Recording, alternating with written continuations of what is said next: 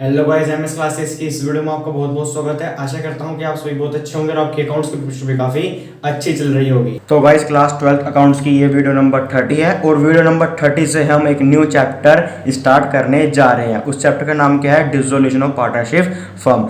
Clear है? तो जल्दी से गाइस हम इस चैप्टर को स्टार्ट कर लेते हैं। तो चैप्टर को स्टार्ट करने से पहले हम डिसोल्यूशन पार्टनरशिप फर्म का मतलब देख लेते हैं कि इसका डिसोल्यूशन पार्टनरशिप फर्म का मतलब क्या है, इसका मीनिंग क्या है। तो लीजिए गाइस, मैंने कहानी लिख दी है, ठीक है, यानी कि मैंने मीनिंग लिख दिया है। डिसोल्यूशन ऑफ पार्टनरशिप फर्म का क्या मतलब है, मैं सिर्फ आपको इसको समझा देता हूँ कि इसका मतलब क्या है। देखो guys, dissolution of partnership firm का मतलब क्या है कि इसका मीनिंग क्या है। देखो, एक बिजनेस, एक कंपनी, एक फर्म क्या हो जाएगी यहाँ पे आके, इसका मतलब क्या है कि वो बंद हो रही है, उसमें लग रहा है ताला, ठीक है। उसके बाद उसमें जितने भी एसेट्स हैं वो सारे बेचेंगे, जितनी उसमें लाइबिलिटी है उसको हम पेड ऑफ कर देंगे। उसके बाद अगर कुछ बचता है तो जो पार्टनर्स के अकाउंट है उनको हम सेटल करते हैं। क्लियर है? ये सिर्फ इसका मतलब है क्या कि कंपनी में ताला लग रहा है, जितने उसके एसेट्स हैं बेच रहे हैं, जितनी उसकी लाइबिलिटी है उसको हम दे रहे हैं। उसके बाद अगर कुछ बचता है तो पार्टनर्स के अकाउंट को हम सेटल कर रहे हैं। तो ये गाइस इसका मीनिंग हो गया। तो चलिए गाइस, अब हम अकाउंटिंग प्रोसीजर देख लेते हैं कि जब एक फर्म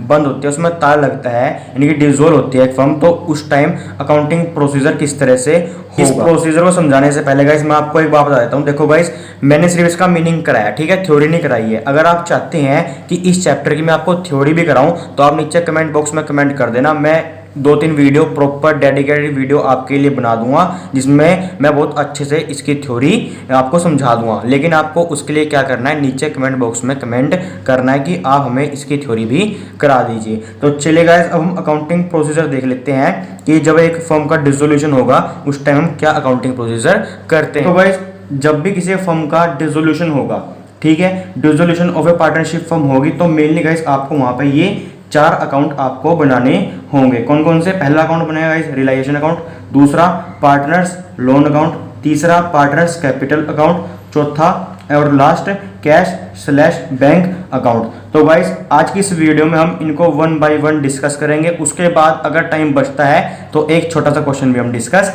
कर लेंगे। तो चलिए गाइस, सबसे पहले हम रियलाइजेशन अकाउंट से स्टार्ट कर लीजिएगा। ये रहा आपके सामने फॉर्मेट ऑफ रियलाइजेशन अकाउंट कि रियलाइजेशन अकाउंट कैसे बनता है। ये रहा उसका format, particular amount, particular amount. Clear है? सबसे पहले इसमें आप क्या डालोगे, जितने भी गाइस आपके एसेट्स होंगे वो आप 2 की साइड डाल दोगे। अब आपको हो गए ये एसेट्स कहाँ से आएंगे।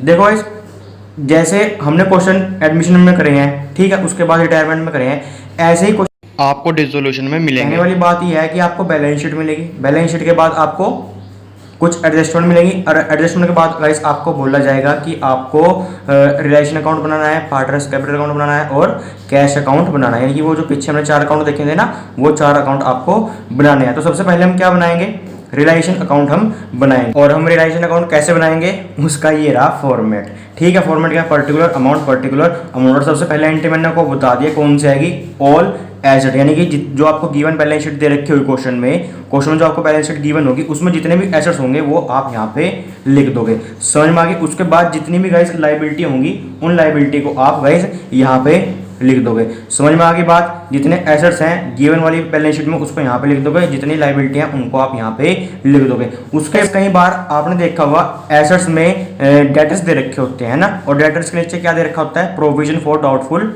डेट। उसको आप कहाँ पे लिखोगे, तो गाइस उसको हम एज एन लाइबिलिटी ट्रीट करेंगे और उसको हम यहाँ पे लिख देंगे। उसके बाद गाइस जितनी भी हमारी लाइबिलिटी हैं, ठीक है, जितनी भी हमारी लाइबिलिटी हैं, हमने पीछे पढ़ा था मीनिंग में कि हमारे जितने एसेट्स होते हैं उन एसेट्स को हम क्या करते हैं, बेचते हैं, और जितनी लाइबिलिटी है उनको हम पेड ऑफ करते हैं, ठीक है। तो पेड ऑफ करने की एंट्री हो जाएगी, टू बैंक लिखोगे स्लैश या आप कैश लिखोगे, अकाउंट लगा दोगे। उसके बाद जितनी भी गाइस आपको लाइबिलिटी दे रखी होंगी एडजस्टमेंट में उनको सारी को आप पेड ऑफ कर दोगे। लेकिन एक ध्यान देने वाली बात है कि मान लो अगर कोई एक लाइबिलिटी का आपको एडजस्टमेंट नाम नहीं दे रखा है, अगर उस लाइबिलिटी का गाइस आपको नाम नहीं दे रखा है, लेकिन तब भी गाइस वो आपको पेड ऑफ करनी होगी।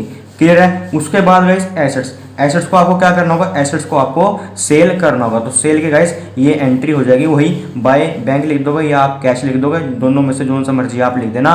और आप जो है यहाँ पे ब्रैकेट में लिख दोगे कि क्या हो रहे हैं, मेरे एसेट्स रियलाइज हो रहे हैं। और जितने भी एसेट रियलाइज हो रहे हैं 1 बाय 1 उनका आप नाम लिखोगे यहाँ पे अमाउंट आप डालते हुए चलोगे। एक और बात गाइस, अगर किसी एसेट्स के बारे में नहीं बताया जाए कि इस एसेट जो है ये बिका है या नहीं बिका है, तो उसका आप नाम यहाँ पे नहीं लिखोगे। समझ गए? जितने एसेट्स हैं यहाँ पे लिखोगे, जितनी लायबिलिटी है यहाँ पे लिखोगे, अगर कोई प्रोविजन फॉर डाउटफुल डेट है तो उसको आप यहाँ पे लिखोगे। उसके बाद आप लायबिलिटी को पेड ऑफ करोगे। अगर किसी लायबिलिटी का नाम नहीं है तब भी आप उसको पेड ऑफ करोगे। उसके बाद जितने भी आपके एसेट्स हैं आपको एडजस्टमेंट में दे रखा होगा, लायबिलिटी पेड ऑफ करने के भी नीचे आपको एडजस्टमेंट मिलेंगी, और जो आपके एसेट्स बेचे जाएंगे ये भी आपको एडजस्टमेंट मिल जाएगा। तो जितने भी आपके एसेट्स होंगे उनको रियलाइज करने की, उनके बेचने की इस साइड एंट्री हो गई।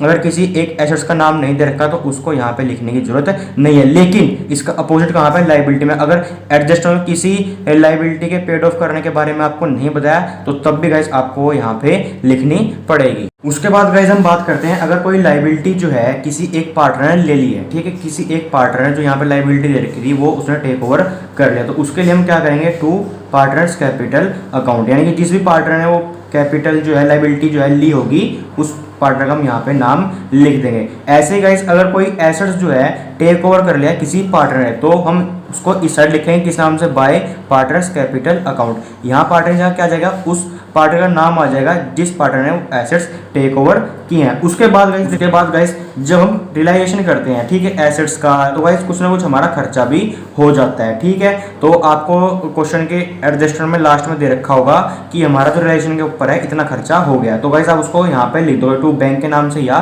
कैश के नाम से उसकी अमाउंट गाइस आप यहाँ पे लिख दो। बाद गाइस हमारा क्वेश्चन हो गया है कंप्लीट, यानी कि अगर गाइस आपका बैलेंसिंग फिगर इधर बचता है, यानी कि मान लो गाइस इधर टोटल कितना आ रहा है 10,000 और इधर कितना आ रहा है 5,000, तो ज्यादा कौन सा है 10,000, इसको आप दोनों साइड लिखोगे तो 5,000 की कमी इस साइड है तो हमारा बैलेंसिंग फिगर 5,000 इधर बच गया है, तो उसे हम किस नाम से लिखेंगे, टू पार्टनर्स कैपिटल अकाउंट के नाम से लिखेंगे। और जो भी यहाँ पे अमाउंट आएगी, यानी कि जो 5,000 आए हैं वो आप ओल्ड पार्टनर में बांट दोगे, जितने भी आपके पार्टनर होंगे उन सभी पार्टनर में बांट दोगे, उन रेशो में बांटोगे, ओल्ड रेशो में बांट दोगे। अगर गाइस आपका बैलेंसिंग फिगर इधर बचता है तो उसे आप बाय पार्टनर्स कैपिटल अकाउंट के नाम से लिखोगे और फिर दोबारा उसे क्या करोगे, आप बांट दोगे, सभी पार्टनर में बांट दोगे, कौन से रेशो में, ओल्ड रेशो में आप उसको बांट दो। ये 2-3 इंपॉर्टेंट टर्म है गाइस, ये भी आपको पता होनी चाहिए। मान लो गाइस कोई लायबिलिटी थी वो सेट ऑफ हो गया है एक एसेट्स के बदले, ठीक है, किसी एसेट्स के बदले अगर कोई लायबिलिटी सेट ऑफ हो जाती है तो उसकी एंट्री आप नहीं करोगे, ठीक है। एग्जांपल मान लो कि कोई क्रेडिटर्स थे हमारे 10,000 रुपए के, ठीक है, उन क्रेडिटर्स ने क्या कहा कि जो आपका एसेट्स है, कोई मशीनरी है, वो मशीनरी में लेके जा रहा हूँ, ठीक है, तो सिर्फ आप क्रेडिटर्स एक जगह ही लिखोगे, कहाँ पे, बाय की साइड, यानी कि सिर्फ आप यहीं पे लिखोगे, ठीक है।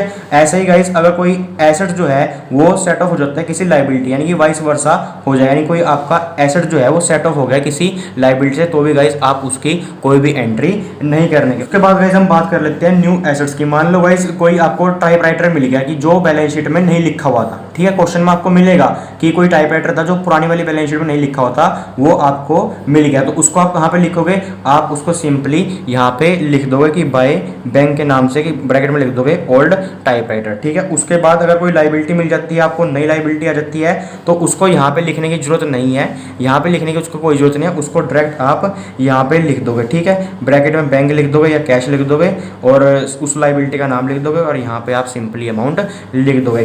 तो गाइस ये था रिलेशन अकाउंट, मैंने गाइस आपको समझा दिया है। अगर रिलेशन अकाउंट में आपकी कोई भी क्वेरी है तो आप मेरे से नीचे कमेंट बॉक्स में पूछ सकते हैं, मैं जल्द से जल्द आपकी क्वेरी को सोल्व करने की कोशिश करूंगा। तो चलिए गाइस हम पार्टनर्स लोन अकाउंट देख लेते हैं। गाइस ये रहा पार्टनर्स लोन अकाउंट का फॉर्मेट, ठीक है, छोटा सा ही बनता है, ज़्यादा बड़ा नहीं बनता है, पर्टिकुलर अमाउंट। देखो गाइस अगर कोई पार्टनर, ठीक है, अगर कोई पार्टनर कंपनी को लोन दे देता है, ठीक है, तो उसका हम सेपरेट लोन अकाउंट बनाते हैं, ठीक है। और ये जो पार्टनर्स का लोन अकाउंट है ना, ये पहले बनता है किससे, पार्टनर्स कैपिटल अकाउंट से पहले आपका पार्टनर्स लोन अकाउंट बनेगा। तो चलेगा इस हम पार्टनर्स कैपिटल अकाउंट भी देख लेते हैं कि पार्टनर्स कैपिटल अकाउंट का फॉर्मेट क्या है। वैसे तो गाइस जैसे हमने एडमिशन में पढ़ा था, जैसे हमने रिटायरमेंट में पढ़ा था, वैसे ही है, ज़्यादा कुछ फर्क नहीं है। मैंने पार्टनर्स कैपिटल अकाउंट का फॉर्मेट ही बना दिया है, ठीक है, ज़्यादा कुछ चेंज इसमें नहीं है। मैं फिर कह रहा हूँ जैसे हमने एडमिशन में रिटायरमेंट में पार्टनर्स कैपिटल अकाउंट बनाया था, हम वैसे ही बनाएंगे। बस एक छोटा सा चेंज कहाँ पे है, बैलेंसिंग फिगर में। वहाँ पे गाइस हम बैलेंसिंग फिगर को बाय बैलेंस सीडी के नाम से लिखते थे, लेकिन यहाँ पे बैलेंस सीडी के नाम से हम नहीं लिखेंगे, उसको हम कैश या बैंक अकाउंट के नाम से लिखेंगे। अगर इधर बैलेंसिंग फिगर बचता है तो कैश बैंक के नाम से, अगर इधर बचता है तो भी हम बाय कैश या बैंक के नाम से उसको लिखेंगे। बस ये एक छोटा सा इसमें चेंज है जो कि मैंने आपको बताना था, ये मैंने आपको बता दिया। चलिए गाइस हम कैश अकाउंट को भी देख लेते हैं। तो लीजिए गाइस कैश अकाउंट का फॉर्मेट ये रहा, पर्टिकुलर अमाउंट। जो गाइस ये कैश अकाउंट है ना, ये आपका बैलेंस शीट की तरह बनेगा, यानी कि जो इसका लास्ट में जो टोटल आएगा बैलेंस शीट के टोटल की तरह हमेशा ये दोनों टोटल इक्वल होगा। क्लियर है गाइस। अब हम बात कर लेते हैं अमाउंट की, कि इसमें अमाउंट कौन कौन सी आएंगी। देखो गाइस जैसे इसके नाम से ही क्लियर हो रहा है कैश अकाउंट, तो गाइस जितनी भी कैश से रिलेटेड आपकी एंट्री होंगी, चाहे वो कैपिटल अकाउंट में हो, चाहे वो आपके लोन अकाउंट में हो, चाहे वो फिर आपके रिलेशन अकाउंट में हो, वो सारी की सारी एंट्री आपकी यहाँ पे आएंगी। उसके बाद गाइस हम टोटल कर लेंगे और टोटल हमारा इक्वल आ जाएगा। अगर हमारा टोटल इक्वल नहीं आता है तो समझ जाना कि आपका दाल में कुछ ना कुछ कहीं ना कहीं पे काला है, यानी कैपिटल अकाउंट में, लोन अकाउंट में या रिलेशन अकाउंट में कुछ ना कुछ आपकी गड़बड़ी है। अगर गाइस ये टोटल इक्वल आ जाता है तो समझना गाइस आपकी दाल दूध की तरह बिल्कुल सफेद है। तो चलिए गाइस हमारे पास टाइम बचा हुआ है, तो चलिए जल्दी से हम एक क्वेश्चन डिस्कस कर लेते हैं। उसके बाद गाइस आपका इन चारों अकाउंट्स में कोई भी डाउट नहीं रहने का। तो गाइस क्वेश्चन आपकी स्क्रीन पर आ चुका होगा, क्वेश्चन को ध्यान से पढ़ें और जिन बच्चों को लगता है कि वो ये क्वेश्चन कर सकते हैं, मेरी उनसे रिक्वेस्ट है कि वो इस क्वेश्चन को अटेम्प्ट करने की कोशिश जरूर करें। ठीक है, इसे मेनली आपको 3 पार्टनर दे रखे हैं एक्स वाई जेड, उसके बाद उनकी प्रॉफिट शेयर रेशियो दे रखी है। ठीक है, उसके बाद जो है गाइस फर्म जो है डिसॉल्व हो रही है और डिसॉल्व होने के बाद आपको बैलेंस शीट दे रखी है। देखो मैंने आपको कहा था ना बैलेंस शीट मिलेगी, आपको बैलेंस शीट दे रखी है। उसके बाद एडजस्टमेंट दे रखी है, यानी कि आपको बता रखा है कि आपके एसेट्स जो हैं वो रिलाइज हो रहे हैं और साथ के साथ आपके क्रेडिटर्स भी की पेमेंट हो रही है। उसके बाद लास्ट में देखो गाइस आपको प्रिपेयर करना है नेसेसरी अकाउंट। देखो गाइस यहाँ पे इस क्वेश्चन में ये नहीं बोला गया आपको कि आपने रिलेशन अकाउंट बनाना है, कैपिटल अकाउंट बनाना है या कैश अकाउंट बनाना है। यहाँ पे सिर्फ आपको बोला गया है प्रिपेयर नेसेसरी अकाउंट। तो देखो गाइस आपको ये पता होना चाहिए कि जब भी फर्म जो है एक डिसॉल्व होती है तो उसमें मेनली 4 अकाउंट्स बनते हैं। कौन से, वो मैंने आपको स्टार्टिंग में ही बता दिया था, कौन कौन से, रिलायशन, लोन, कैपिटल और लास्ट में कैश अकाउंट। तो चलेगा सबसे पहले हम इस क्वेश्चन में रिलायशन अकाउंट बना लेते हैं। लीजिए गाइस मैंने रिलायशन अकाउंट का यहाँ पे फॉर्मेट बना दिया, पर्टिकुलर अमाउंट। सिर्फ इसमें क्या अमाउंट डालना बाकी रहता है, यानी कि ट्रांजेक्शन मैंने अब इसमें करने हैं। देखो गाइस मैंने सबसे पहले आपको क्या बताया था, 2 की साइड आप क्या लिखोगे, सारे एसेट्स, यानी कि जो आपको गिवन वाली बैलेंस शीट में एसेट्स दे रखे हैं ना वो सारे आप यहाँ पे लिख दोगे। तो चलेगा मैं 1 बाय 1 सबके नाम लिख देता हूँ। तो लीजिएगा इस मैंने एसेट्स के नाम लिख दिए हैं, सिर्फ अमाउंट डालना रहता है। मैं अमाउंट आपके सामने डाल देता हूँ। देखो इस फ्री होल्ड प्रॉपर्टी कितने की है, फ्री होल्ड प्रॉपर्टी 18,000 की है। उसके बाद मशीनरी आपको 12,000 रुपये की दे रखी है। उसके बाद जो बुक डेट्स हैं वो आपके 16,000 के हैं। उसके बाद गाइस प्रोविजन यहाँ पे दे रखा है उसके नीचे, देखो गाइस है ना। और मैंने आपको बताया था प्रोविजन कहाँ पे आता है, बाई की साइड आता है। तो गाइस मैंने लिख दिया by provision for doubtful debt, कितने का गाइस 1,000 का प्रोविजन है, तो मैं इसको यहाँ पे लिख दूंगा। उसके बाद गाइस स्टॉक दे रखा है, स्टॉक कितने का है, स्टॉक गाइस आपके 13,000 रुपये के हैं। तो गाइस मैंने एसेट्स लिख दिए हैं। उसके बाद लाइबिलिटी लिखते हैं ना बाई की साइड, तो अब मैं यहाँ पे बाई की साइड लाइबिलिटी लिख देता हूँ। तो गाइस लाइबिलिटी में सिर्फ यहाँ पे क्रेडिटर्स ही आएंगे और क्रेडिटर्स हमारे कितने के हैं, क्रेडिटर गाइस हमारे 8,000 रुपये के हैं। तो गाइस अब आप बोलोगे कि रिजर्व फंड भी तो एक लाइबिलिटी है, जो लोन दे रखा है एक्स का वो भी तो एक लाइबिलिटी है। तो देखो गाइस हमने एडमिशन और रिटायरमेंट में पढ़ा था कि जो रिजर्व फंड है ये हमेशा बढ़ जाते हैं। कौन से अकाउंट में, कैपिटल अकाउंट में बढ़ जाते हैं। तो गाइस यहाँ पे भी जब हम कैपिटल अकाउंट बनाएंगे तो ये रिजर्व फंड आपके बढ़ जाएंगे, ओल्ड रेशियो में और सभी पार्टनर्स में बढ़ जाएंगे। उसके बाद गाइस हम बात करते हैं लोन बाय एक्स। देखो गाइस एक्स कौन है, एक पार्टनर है। स्टार्टिंग में ही हमने पढ़ लिया था, 3 पार्टनर दे रखे ना यहाँ पे एक्स वाई जेड, और एक्स का लोन है ये। तो इसका मतलब क्या है, ये पार्टनर्स लोन है। तो ये पार्टनर्स लोन का क्या करते हैं हम, उसका हम एक अलग अकाउंट बनाते हैं, पार्टनर्स लोन अकाउंट। तो ये तो जाएगा वहाँ पे। क्रेडिटर्स बचे, क्रेडिटर्स मैंने लिख दिया है। लाइबिलिटी में लास्ट है कैपिटल दे रखी है आपको एक्स वाई जेड की। ये कहाँ पर जाएगी, जब हम कैपिटल अकाउंट बनाएंगे तो सबसे पहली एंट्री जाएगी बाय बैलेंस ब्रॉट डाउन के नाम से, और ये सारी एंट्री वहाँ पे जाएंगी। आई होप गाइस आपको ये बात समझ में आ गई हो। तो गाइस हमने सारे एसेट्स लिख लिए, लाइबिलिटी लिख ली। उसके बाद जितने भी हमारे एसेट्स हैं उनको हम रियलाइज कर देते हैं। एडजस्टमेंट में दे रखा है कि एसेट्स वर रियलाइज एज फॉलो। ठीक है, तो मैं यहाँ पे बाय कैश ब्रैकेट में एसेट्स रियलाइज लिख के उन सारे एसेट्स के नाम लिख देता हूँ जो यहाँ पे रियलाइज हुए हैं। तो लीजिए गाइस मैंने एसेट्स के नाम लिख दिए हैं जो आपके एसेट्स रियलाइज हुए हैं। सबसे पहले फ्री होल्ड प्रॉपर्टी 22,000 की, मशीनरी आपके 11,000 की, उसके बाद स्टॉक 12,000 की। उसके बाद गाइस जो बुक डेट्स हैं ये आपको 10% लेस बोल रखा है। तो बुक डेट्स हैं कितने गाइस, आपके बुक डेट्स गाइस आपके 16,000 के हैं। उसके बाद गाइस आप 16,000 का 10% निकालोगे। 16,000 का 10% कितना आता है, 1600। तो गाइस आप 16,000 में 1600 लेस कर दोगे तो 14,400 आएंगे और ये 14,400 आप यहाँ पे लिख दोगे। उसके बाद गाइस सिर्फ हमारे पास क्या है, एक क्रेडिटर्स दे रखे हैं, हम पेमेंट कर देते हैं। तो भाई उसकी पेमेंट जो है आपको 2.5% का आपको डिस्काउंट मिल रहा है, यानी क्रेडिटर्स आपके कितने के हैं, 8,000 रुपये हैं, उसके ऊपर गाइस आपको 2.5 का डिस्काउंट मिल रहा है। तो अब 8,000 का 2.5% निकालो। भाई इस परसेंटेज को उठा के आपने 100 लिख दिया और इस पॉइंट को उठा के यहाँ पे 0 लगा दिया, तो इन 3 जीरो से 3 जीरो कट गई, तो 8 की मल्टीप्लाई आप 25 से कराओगे तो आपके 200 आ गए। तो 8,000 में से आप 200 लेस कर दोगे तो आपके 7,800 बचेंगे और ये 7,800 मैंने यहाँ पे लिख दिया। उसके बाद गाइस आपको एक्सपेंस वैल्यू दे रखी है कितनी, 500, हमने 500 लिख दिया। उसके बाद गाइस आउटस्टैंडिंग रेंट रहता है, ये भी हमारी एक लाइबिलिटी है, तो ये भी आप कैश लिख दोगे ब्रैकेट में, रेंट पेड 300 रुपये हमने रेंट पेड कर दिया है। तो गाइस अधिकतर जो है हमारा रिलेशन अकाउंट कंप्लीट हो चुका है, बस इधर टोटल करना रहता है, इसका हम टोटल कर लेते हैं। तो गाइस इन चारों को आप ऐड करके बताओ क्या आंसर आएगा। तो गाइस इसको ऐड करके आपका ये तो 400 आ गया और ये 3 और ये 6, तो गाइस 63,400 आपका इनको ऐड करके आएगा। तो चलिए गाइस अब हम इनका टोटल कर लेते हैं। तो लीजिए गाइस रिलेशन अकाउंट का हमने दोनों साइड का टोटल कर लिया है, इस साइड टोटल ये आ रहा है और इस साइड का ये ज़्यादा कौन सा है, ये वाला ज़्यादा है ना, इसको हम दोनों साइड लिख लेते हैं, ठीक है। उसके बाद गाइस हमारा बैलेंसिंग फिगर हमारा इस साइड बचेगा, वो कितना बचेगा, हम ज़्यादा में से कम वाला लेस कर देंगे, तो हम कर लेते हैं लेस। तो गाइस हमने लेस कर लिया है और लेस करके हमारा ये बचा है। तो गाइस ये बैलेंसिंग फिगर हमने लिख दिया है, इसको हम किस नाम से लिखेंगे, टू कैपिटल अकाउंट के नाम से लिखेंगे। और उसके बाद गाइस हम इसको सभी पार्टनर्स में बांट देंगे। पार्टनर कौन कौन है, एक्स वाई जेड में बांट देंगे, और कौन से रेशो में, उनकी गिवन रेशो में हम इसको बांट देंगे। लेकिन गाइस अगर आपने ध्यान दिया हो, जो यहाँ पे एक्स है, वाई है और जेड है, जो उनकी गिवन रेशो है वो इस तरह से है 1/2, 3/8 और 1/8। तो देखो गाइस अगर आप इस रेशो में बांटोगे तो आपका जो आंसर है वो गलत आएगा, क्वेश्चन भी आपका गलत हो जाएगा। ऐसा क्यों, देखो गाइस यहाँ पे भी 8 है, यहाँ भी 8 है और यहाँ पे क्या है, 2 है। अगर आप मुझे फॉलो करते आ रहे हैं, मैंने एडमिशन में ये बात बताई थी कि अगर एलसीएम सेम नहीं है नीचे का, यानी कि यहाँ 8 है, यहाँ 8 है, तो यहाँ भी 8 होना चाहिए। अगर ऐसा नहीं है तो जो भी आप अमाउंट डिस्ट्रीब्यूट करोगे वो आपके क्वेश्चन को गलत कर देगी। तो सही करने के लिए हमें क्या करना होगा, मैं आपको एक बार फिर बता देता हूँ। देखो यहाँ भी 8 है, यहाँ भी 8 है, तो मुझे यहाँ पे भी 8 करना होगा। तो यहाँ पे 8 कैसे होगा, मुझे बताओ।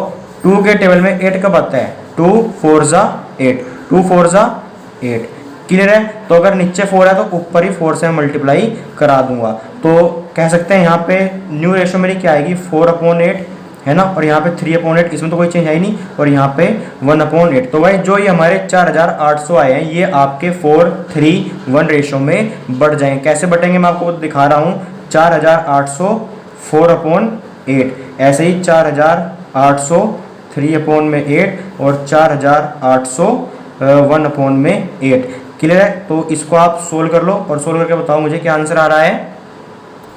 तो गाइस 8 6 जा 48, तो यहाँ पे 600 आएगा, यहाँ भी 600 आएगा और यहाँ पे भी 600 आएगा। तो 600 की मल्टीप्लाई 4 से करूँगा, 6 4 जा 24, तो 2400 तो ये आएगा गाइस, और 6 3 जा 18, 1800 ये आ जाएगा और 600 ये आ जाएगा।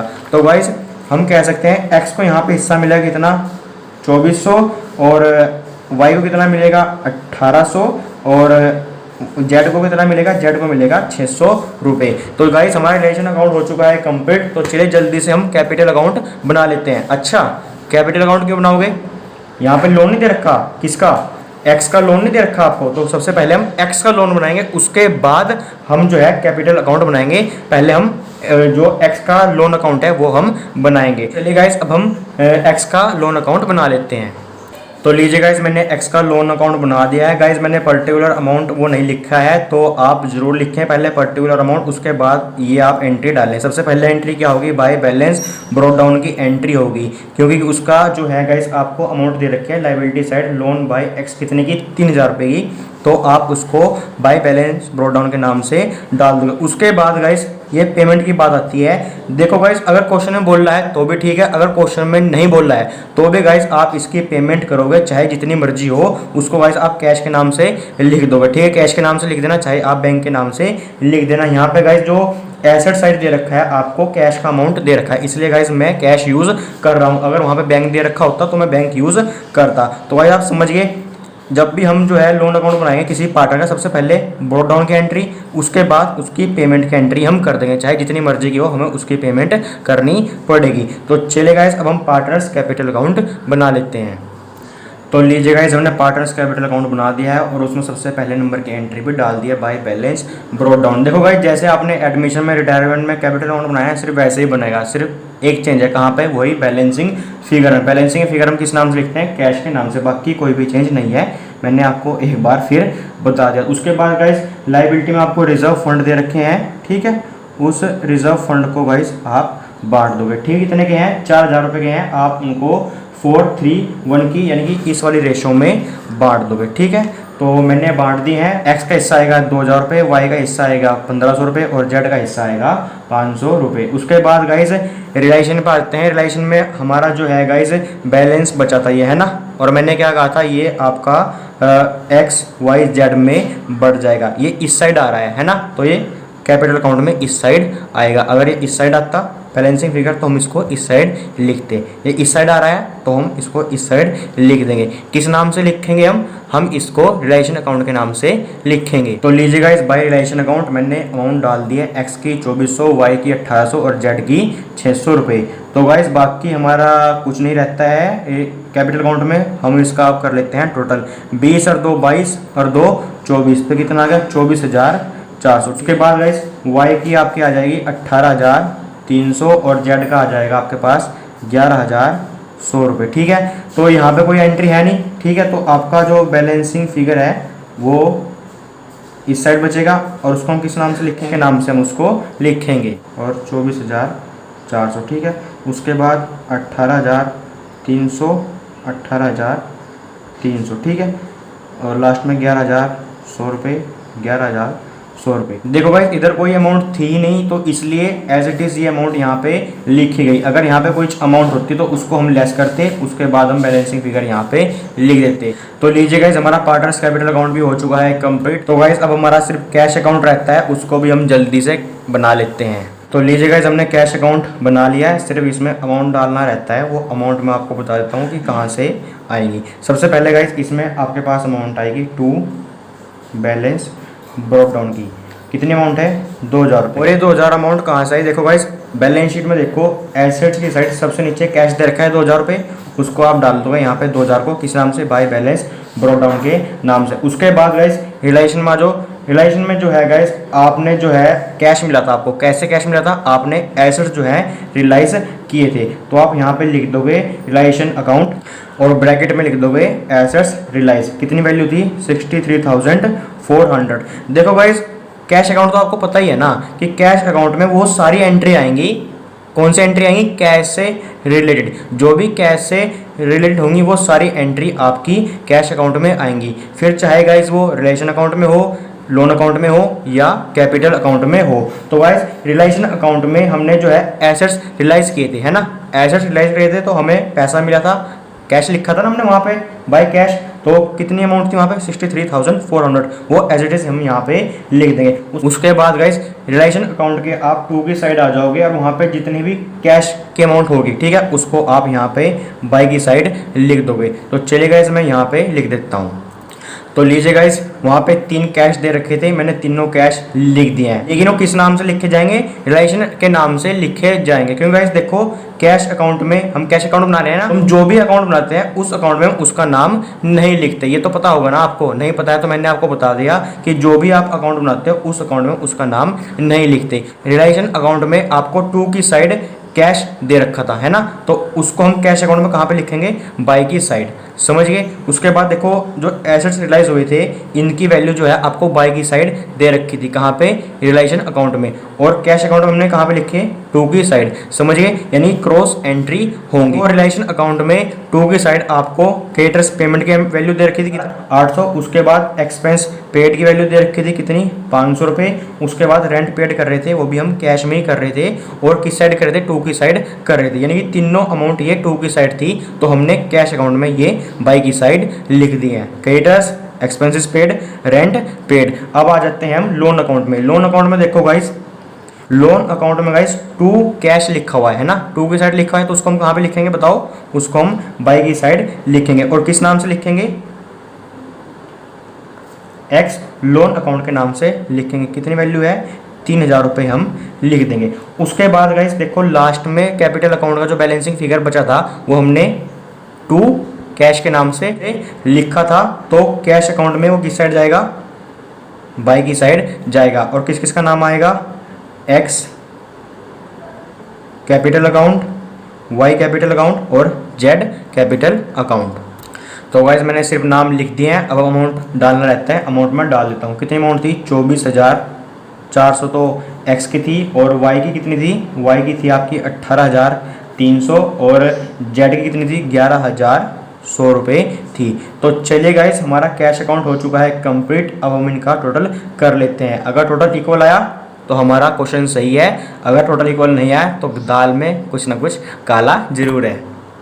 तो लीजिए गाइस हमने टोटल कर लिया है, और टोटल दोनों साइड का इक्वल आ रहा है कितना, 65,400, 65,400। इसका मतलब दाल में कुछ भी काला नहीं है, दाल बिल्कुल दूध की तरह सफ़ेद है।